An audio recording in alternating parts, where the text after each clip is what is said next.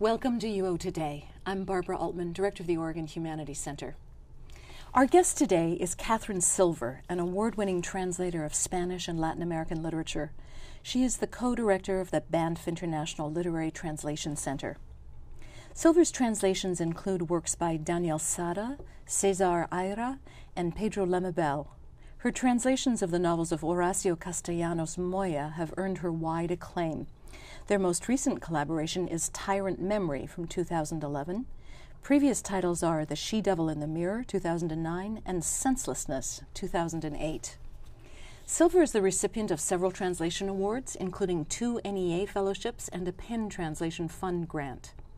Silver gave a talk titled Method, Magic, and the Art of Translation at the U of O on September 7, 2011. The next day, she conducted a seminar with Horacio Castellanos Moya titled The Fiction of Conflict in and Out of Translation. The events were sponsored by the Department of Comparative Literature. Katherine, welcome to UO Today. Thank you. May I call you Katie? Please do. Okay. Please do. All right. Well, thank you for taking the time to speak with us, Katie. We're delighted to have you here. I wanted to open with a big, broad question, maybe unfair to land you there, but can you talk about how translation, literary translation in particular, bridges languages and cultures?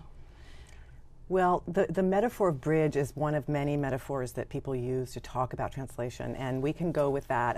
There are many others, conversation, exchange, dialogue. There are many other ways that people talk about. We talk about overlaying subjectivities, but bridge is fine, and we can continue with that. And continuing with that metaphor, I would say that translation is a way for cultures to expand out. It's sort of like cross-breeding. It's almost inconceivable to imagine culture, the human endeavors to create without translation. From the very, very beginning, there's been translation, and even the idea of a national literature is always predicated on the fact that there are other, that literature is being fed by other literatures, and there are many, many instances of this. Obviously, it's constant. So it's almost inconceivable to imagine how narrow our world would be if there were no translation. Literary translation as an art, as a science, as a practice is very much it's in a state of transition, perhaps, the way it's understood by the academy, by universities. We're slowly creating programs in translation. You said in your talk yesterday that the phrase, a professional literary translator, is an oxymoron, that you can't yet make a living doing that. Is that the case? One can, and some do. It depends what you call making a living and what your expectations are and what your other circumstances are. Yes, it's very difficult. In part, it's not the case in Europe. In Europe, especially in countries, smaller languages where a lot of translations are done, there are professional literary translators. They also have guilds or associations and have standards of pay. We don't have that here. Just as a difference, in France or in Holland or in Norway, you're talking about 40% of the books published are translations. Whereas here we have the famous 3%, which many people think is even an exaggeration. So even though we're a bigger market and we publish more books, part of the problem is just having a consistent flow of work. So what you end up having is most people who are translators work in academia or have other jobs. I, for instance, have now I have this position at the Banff Center, co-directing the Banff International Literary Translation Center. I also work as an editor and a writer in other ways, and so I supplement my income. So yes, it's difficult. There are some people who do make a living at it, but it's not easy. Are we headed in a direction where it will become easier? I don't think so. I don't see it. I think part of the problem is that when you're translating literature, you are working in a very minority art. I don't really believe there will ever be a large market for translated literature, for good translated literature. There's always the exception. There's the Dragon Tattoo Woman, I'm forgetting the name of the book. They're bestsellers, and suddenly, and if a translator has a royalties contract, they can make a lot of money off a book like that. But those are few and far between. And I don't see it. As long as publishing is market-driven, as it is in this country, and not subsidized by the government, then it's going to be very hard for translators, for a number of translators, to make a living. There will always be the exceptions and people who really manage to get the work. But it's difficult. It's difficult. I feel very fortunate. I have been able to do wonderful projects, and I get a fair amount of work, and sometimes too much, sometimes not quite enough. But I feel very fortunate in that respect. And I work with absolutely wonderful publishers who publish really fabulous literature. I'd like to know how you select whom you're going to translate. I don't always select. My translating life is a real amalgam of books that I have initiated, I found and then found publishers for, of books that that I've just been offered, just hired. A publisher contracts for a book, and they say, "Do you want to translate it?" And then I have a few instances of collaborative work with publishers, and more, where I sort of talk to a publisher. Well, what kind of book are you looking for, and this and that, and we sort of find something together. That has happened rarely, but it's a good way to work. So how did you come to Moya, for example, Castellanos Moya? Moya was interesting.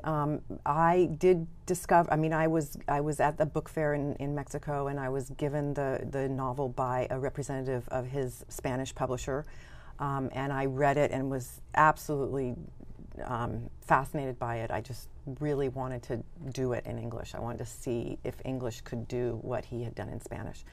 And I was also fascinated by, it was very passionate, just the subject, the combination of the subject and the treatment of the subject. And I contacted the editor of New Directions, Barbara Epler. I felt like it was a New Directions book. And fortunately, it was one of those synchronicities where she had already been considering publishing him. She had already heard about his work from several other of her sources, so it just really came together, and I did a sample, and she loved it, and so that's what started it. So it was kind of this wonderful, who knows if I had suggested it, if she hadn't heard about it already, whether she would have done it, but it fit together perfectly. I'd love to get back to your phrase just now. You said you wanted to see if English could do what his novel in Spanish does. And you've said that nothing is untranslatable. Yes. How close do we come to untranslatable? Well, my saying nothing is untranslatable is sort of a creed. It's a way I have to think in order to do what I do, because I really do believe that if you say something's untranslatable, then everything's is untranslatable. One way to look at it is that things are not translatable or untranslatable. They are worth translating or not. And I think that's maybe it's a different way of looking at it. The whole question of translatability, I talked about this in my talk. It's sort of like saying, can Shakespeare be performed? Well, yes and no, and it can be performed in many different ways, and there is no perfect performance. But of course, it can be performed because it is performed. So are things translatable? Yes, of course they're translatable. Better, worse. Some things come across more fully. Some are received. It has to do with, the context is very important. Into which cultural context is a book translated? Those are all important issues. But going back to that, I think one of my motivations for translating, and some of the books that I have motivated or initiated have been where I read something and I just want to make English do that. And so it's stretching English, and I think that's a big part of what makes something worth translating, is that it brings something new in. It's any good writing. Any good writer in English does that.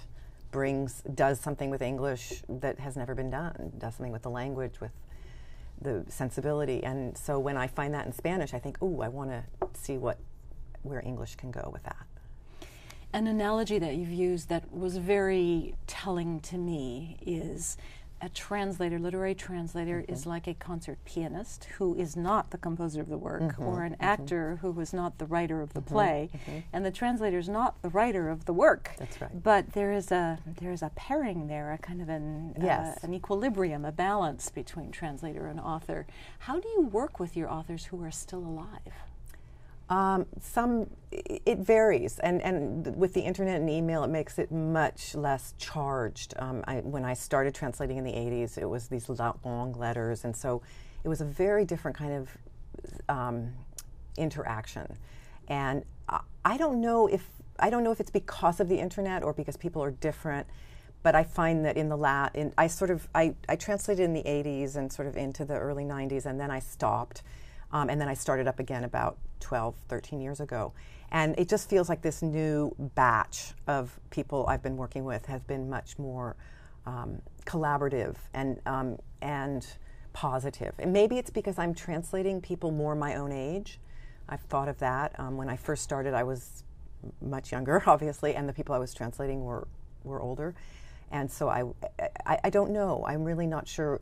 And it's also email. It's so easy. But that said, I do not just sort of shoot off emails to writers.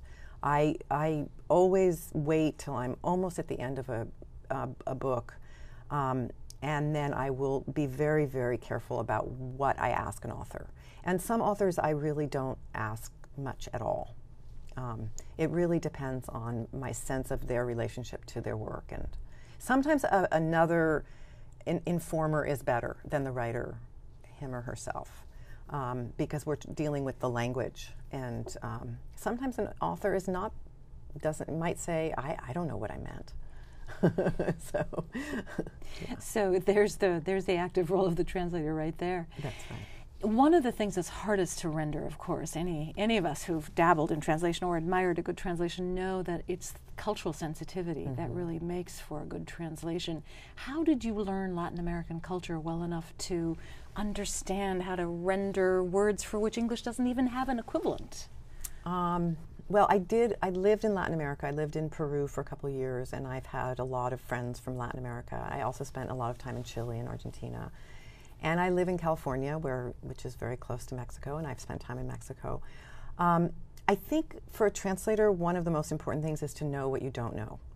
And research is very, very important. So it's not the whole idea of assumptions or cultural assumptions that aren't articulated. I think that's a very important part for a translator. You don't take anything for granted. You have to always, there's the Buddhists say the moon and the finger pointing at the moon, and not to confuse those two things. And I think we can't confuse the givens of a worldview. We can't take them for granted, and we have to be very conscious of our own and of those of the language and the culture they're coming from. So we have to be aware of both cultures, the one it's coming from, the one it's going into, and how that's reflected in language. One of the things that I also was struck by in your lecture was that you said that the primary imperative of the translator, his or her first responsibility, is to create a work of art, and that is even more important than faithfulness to the original. Do you hold by that? I do, though I don't think they are in opposition. I think they are. I think when you create a work of art, you are being faithful. And this is a lot of people wouldn't agree with this. There's all kinds of, but I think it really has to do with how you ask the question. And there are a lot of dualities and paradoxes that are presented to the translator, like being faithful to the spirit versus the letter. I think these are the wrong way of looking at things. I think they are not helpful. I don't think these things are in opposition. I think a lot of the ways in which we talk about a lot of things, but translation in particular, it's really not. I don't see it that way. I don't see that I'm making a choice between the spirit and the letter. I see it more that I'm struggling to get as close to the original as possible. But I am creating this thing, and it has to, you know, if you're building a table, it has to stand on 4 legs. No matter what you create, it has to work. Otherwise, it doesn't stand on its own. And it has to stand on its own. That's my feeling. And I do believe that if you do that, you are going to be more you're going to be faithful, whatever that means. Is it harder with poetry than with narrative? I don't do a lot of poetry. I'm not a poet myself, which, again, that's controversial. Some people say you have to be a poet to translate poetry. I don't believe that. But I feel like there's something, how can I put it? I do prose mainly. I don't feel confident doing poetry. Though I do it sometimes, and it's a good practice, but it's not my specialty. Do you do your own creative writing?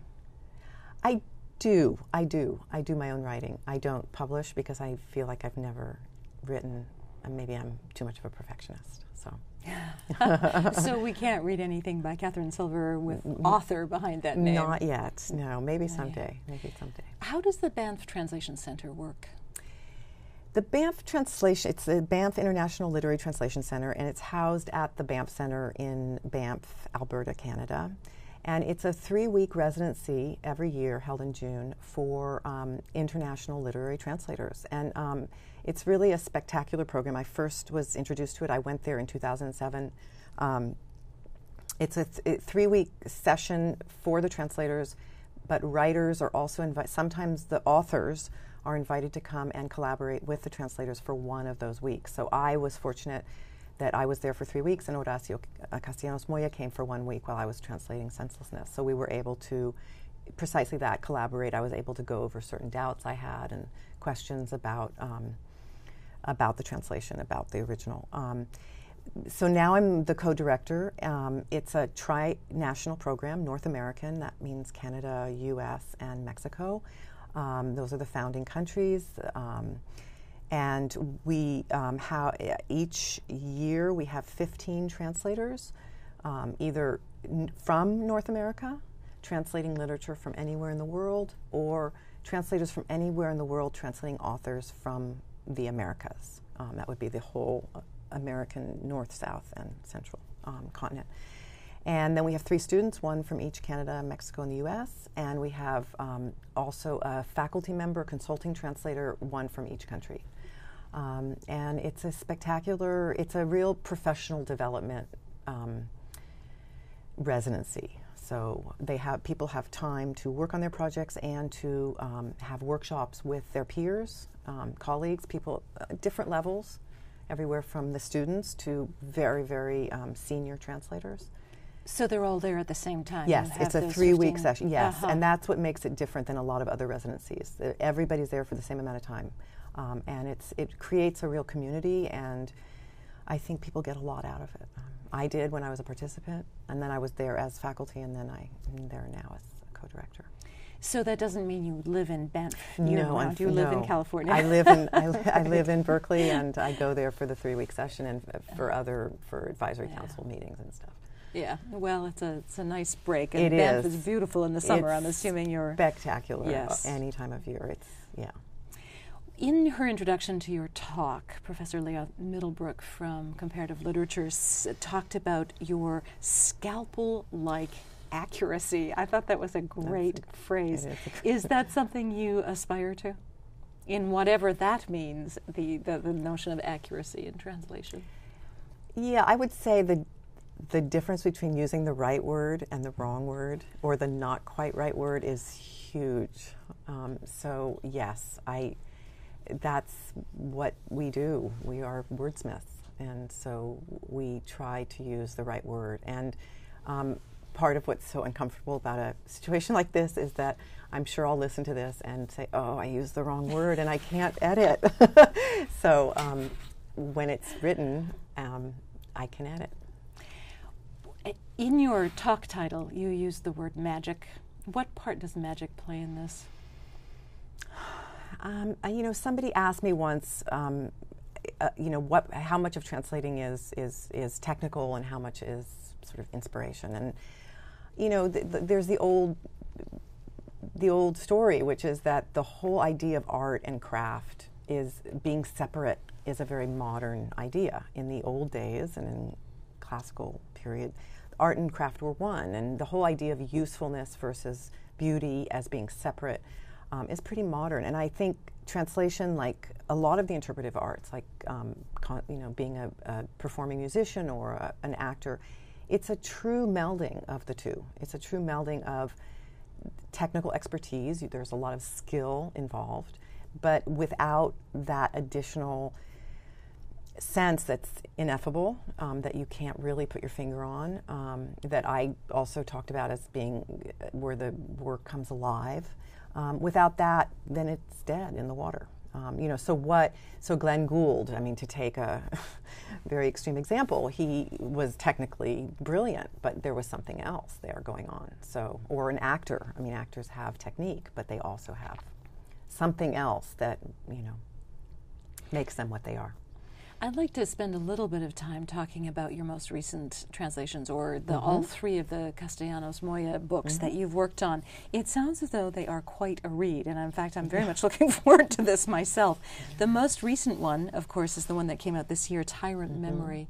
What's the premise of that book? Tyrant Memory is the third in a series that he's written. The other three have not been translated, which kind of follow a family in Central America throughout the 20th century, and it's sort of how their personal lives intersect with the important historical events in El Salvador and in Central America, sort of more generally. So Tyrant Memory takes place in 1944, it goes through 45 at a time of a coup d'etat against a tyrant, the tyrant of the memory, of the title, the tyrant of the memory too. And then it switches to 1973, I believe, right at the beginning of the Civil War in El Salvador. So so it's part of this cycle. And then the last the other two were published previously, and then the fourth in this series was just published in Spanish. Are you intending to take up volumes 1 and 2, or the one that the fourth that follows this? I'd love to. It really depends on the publisher at this point, and sort of what happens in the market. And Horacio Castellanos Moya, I think, is a writer who needs. He's one of those writers whose audience gets developed over time. It's a kind of author that most publishers don't stick with these days. In the old days, a publisher would stick with an author and know that a good author, an important author, needed time to develop an audience, that it didn't just happen overnight in a soundbite. I think Horacio Castellanos Moya is that kind of author, and his publisher, New Directions, is the kind of publishing house that does stick with an author. But it's difficult because it doesn't sell a lot of books. But I really believe that he's an important writer. So the two earlier ones, The She-Devil in the Mirror, which you published in translation in 2009, and Senselessness in 2008, were those, they're obviously earlier works. Are they early works? Where is he in his career? I mean, I don't know the total number of books he's published, 9, 10 novels. So I would say he's in mid-career, mid-late career. I think he got a slower start than a lot of authors do these days, only because of the situation in his country, and because, as he talked about today, he comes from a country that doesn't really have a reading public, doesn't have a history of literature, so he had to be published first in Spain in order for his works to be disseminated more widely. So he kind of, in that respect, his audience was late in developing, and I think it's still a process. It's a bit of an irony that he should be published and read more widely in Spain than in his home country. Oh, absolutely. I mean, that's part of what his reality is, yeah. He comes from a country that really doesn't have a literary tradition of any breadth or depth, so. How about She-Devil in the Mirror? The title is fabulous. Was that an issue for you, how to translate the original title? It sort of came over okay. I mean, it's sort of pretty literal. That's an amazing book. It's a monologue rant by a woman, and so a pretty wacky woman too. The first person voice is the She-Devil in the Mirror. Absolutely, and she's just spewing its monologue. Yeah. Well, I encourage people to pick up all of them Yes. and have a look. I Yes. know they're available at our bookstore. One last question, Katie. We've got a few minutes left. You're here partly to help us get the notion of translation studies off the ground here at the University of Oregon, and the Department of Comparative Literature is looking to hire in that field. Do you think that translation studies are making their way into the colleges and universities in this country? They seem to be, since I'm not in the academic world, and I don't really know all the details, but it does seem as if people are interested in translation studies. Whether that means they're interested in translation, because I do think there's kind of a split, and it's kind of an interesting and difficult split between the actual practicing translators and those who theorize about translation. I think translation studies as an academic pursuit is finding its way into the universities, but I think there's conflict in terms of how much that intersects with the practice and the practitioners. At the moment, the practitioners are still seen as doing something that can be, in an old-fashioned sense, understood as kind of mechanical, whereas there's still a certain privilege towards the theoretical aspect of translation studies. Would you say that's true? I think it's in flux. I think it's an interesting.